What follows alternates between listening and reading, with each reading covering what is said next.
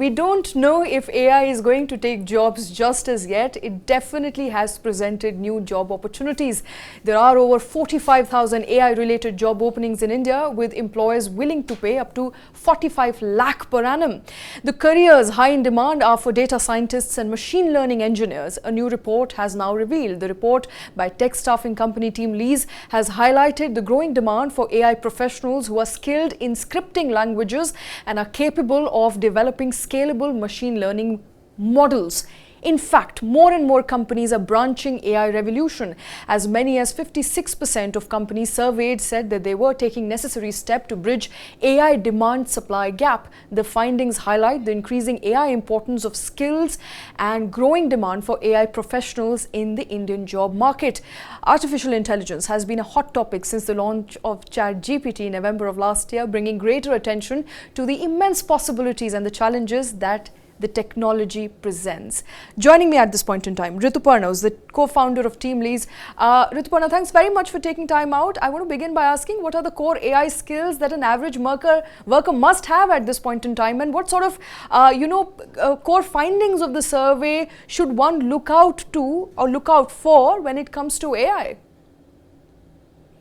Yeah, so I think, thanks so much for having me on the show. I think artificial intelligence is par for course right now for every business, every sector, and every realm of our lives, I guess. So it's here to stay. And hence, of course, it creates immense opportunities, not just for different kinds of businesses, but even for the youth at large in terms of the kind of opportunities and jobs that it potentially can create. I mean, besides some of the numbers that you already have cited from the report, I think some of the essential skills which are currently in demand are around data visualization, data analytics, DB query languages, deep learning, NLP, different kinds of usage of statistical tools, very high-end statistical tools. I think just to quote a few. So I guess and I think we are still exploring. We are still at a stage where we're still getting to know of the potential of AI and what are the different kinds of subsegments and skill sets that would be in demand. But at the moment, I think we are essentially looking at a segment where globally it is currently about $136 billion business. It will actually touch by 2030 to a size of almost 10 times of that number. And it has its own consequences because India stands to be one of the biggest beneficiaries, because India has probably the third largest talent pool across the globe around this area, and Bangalore specifically probably has the second largest pool of AI professionals. And having said that, I think right now the supply is very much less than the demand or the emerging demand. So I don't know if that gives you a perspective. That's where we are right now. Okay, Rituparna, one quick question before I let you go. Are these 45,000 jobs immediately available? How longer a time period are we looking at? When will these jobs be created? And what sort of skills do we need for us to be able to fill these job vacancies? Yeah, these at the face of it, these jobs are available at this point of time. I think two of the most popular jobs right now which are available are that of data scientists and ML engineers. However, I must say that the quantity of supply and the quality of supply right now is far from what employers wish for. So but then it's a good problem to have. As long as there is demand, I feel that the entire ecosystem of education, skilling, and self-learning will probably evolve, where we'll probably get closer to kind of fulfilling some of these open positions or vacancies that exist.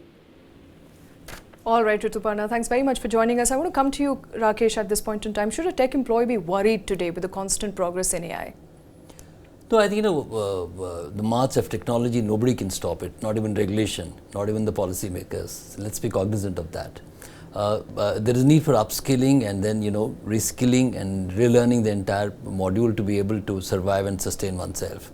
On the AI piece, I want to draw the larger context. I think we've been a little late in catching the advantage that's possibly accruing to India.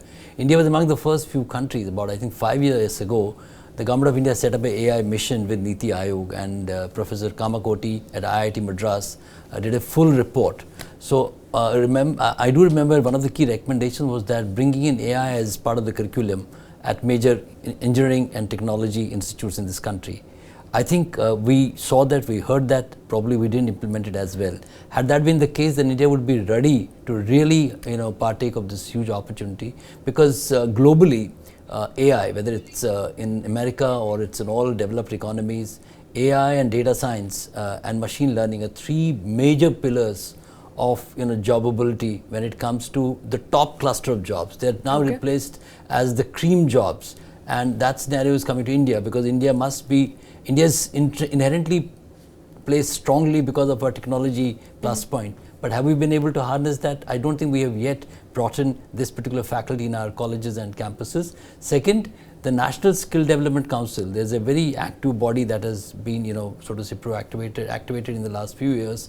It has sectoral skill development courses for automobiles, for pharma. So I think it needs to bring in this particular discipline as well, if we are really able to partake of this opportunity. I think she's right, the TeamLease resource, who mentioned that it's a good problem to have, but we should be able to quickly mount the talent at the bottom of the pyramid and then really have them have a go at the market, at the job market. Okay. Amit is also with me in the studio at this point. Amit, run us through the latest developments with AI. What advancements have we seen with ChatGPT, now advanced version, which is called GPT-4, also coming through? What exactly should we be worried about? What exactly should we be prepared for when it comes to advancements with generative, pre-trained transformer languages? Well, this is actually good news that AI, which everybody thought would be taking away jobs, is actually creating jobs. But there is a race towards in the AI section worldwide, and taking on from what Rakesh said, India is a little behind, and what we should be worried about is that how much behind are we? China is a curious example. They are putting in billions of dollars in quantum computing, a part of AI. But on the other side, they had a forgettable demo of their chatbot Ernie last week, due to which Baidu's shares tumbled. What I want to ask Rakesh is, can China lead the AI revolution on its own with its own domestic market, or will it also lose out? See, we must compliment China for the never say die attitude, though they have a relatively poor track record when it comes to modern science. I don't want to be judgmental, but the vaccine case study is right in front of us. India did well because we, surely collaborated as part of a global alliance at the Oxford with Adar Poonawalla, and the results are there for everyone to see. India is a global leader today in setting the benchmark. Coming back to your question, I think they've invested in the curriculum in AI. That will bear results sooner or later. Of course, they try and they fail.